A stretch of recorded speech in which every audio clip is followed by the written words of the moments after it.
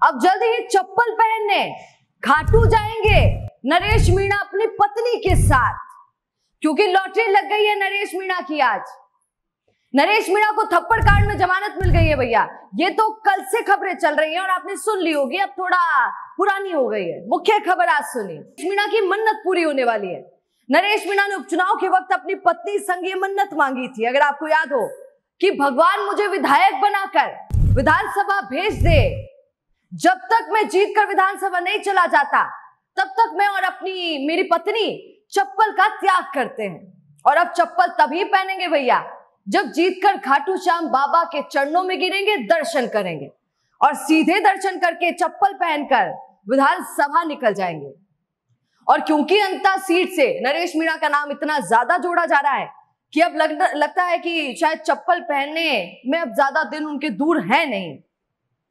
और ऊपर आपको बोला था मैंने कि जेल जाने के बाद लॉटरी लगी है नरेश मीणा की। अब आप सोच रहे होंगे कि लॉटरी कैसी लगी है। कल तक जो नेताजी जिनको कोई टिकट देने को तैयार नहीं था, कल टिकट क्या कोई पैरवी तक करने के लिए तैयार नहीं था। नरेश मीणा खुद जा जाकर बोल रहे थे मीडिया के सामने कि बेनीवाल साहब मेरे साथ हैं, रौत मेरे साथ हैं, सबके पास जा जाके उनको बोल रहे थे कि भैया थोड़ी सी मेरी बड़ाई कर दीजिए। आज नरेश मीणा के लिए लाइन लग गई है और सच में लग गई है, यकीन मानिएगा। सब बोल रहे हैं कि हमारे साथ आ जाओ मेरे भाई। अंता की सीट खाली होने के बाद अब हर पार्टी अपने उम्मीदवार को अभी से तलाशना ढूंढना शुरू कर दिया है, और खासकर आरएलपी और बाप पार्टी। हनुमान बेनीवाल ने नरेश मीणा को अपना भाई बता दिया और हनुमान बेनीवाल बिल्कुल रेडी है अगर नरेश मीणा आज के आज आ जाए तो। इधर राजकुमार रौत चाहते हैं कि नरेश मीणा हमारे साथ आ जाए और अंता से खड़े हो जाएं। बाकी मीणा समाज क्या चाहता है ये भी जरा सुन लीजिए। मीणा समाज कह रहा है कि हमारे भैया नरेश मीणा तो भैया निर्दलीय ही लड़े तो भी हम उन्हीं के साथ हैं, उन्हीं को जिताएंगे। वो तो अभी से बोलना शुरू कर दिए हैं कि या छोरा तो लकी है और भाई साहब की जीत पक्की है। लोग, उनके फैंस, उनके समर्थक अभी से वीडियो बना रहे हैं नरेश मीणा के फेवर में।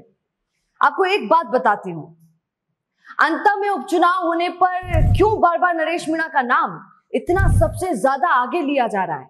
और लिया क्या जा रहा है भैया, जीत ही पक्की बताई जा रही है। क्यों?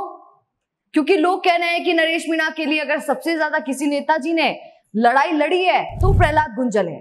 और प्रहलाद गुंजल का अंता में बहुत बड़ा बोलबाला है। राजस्थान मंच से कितनी बार आपको बताया है, पर आज जो सुनेंगे वो थोड़ा नया सुनेंगे। आप अपने छोटे भाई को अंता से जरूर खड़ा करेंगे, ऐसा सब मानते हैं कि प्रहलाद गुंजल ऐसा करेंगे।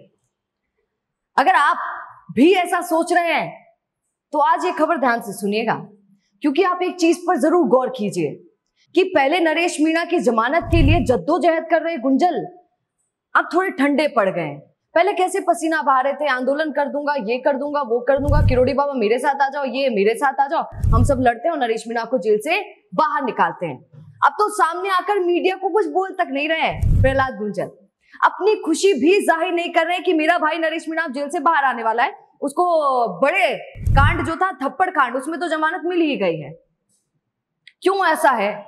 क्योंकि शायद वो जानते हैं कि नरेश मीणा के जेल से छूटना कहीं उनके लिए खुशी की जगह दुख का कारण ना बन जाए। कैसे बन जाएगा?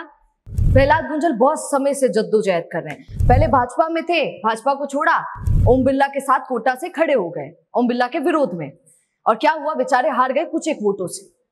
और हारे, फिर उसके बाद अभी भी कांग्रेस से जुड़े हुए हैं मजबूती के साथ और कहीं ना कहीं दिख जाते हैं। ये एक अलग बात है कि कांग्रेस उनको इतना भाव नहीं देती है, पर फिर भी उम्मीद आज भी उनके अंदर है कि शायद कोई हमको ही बोल दे कि अंता से खड़े हो जाओ प्रहलाद जी, आपका तो वहां पे बहुत बोलबाला है।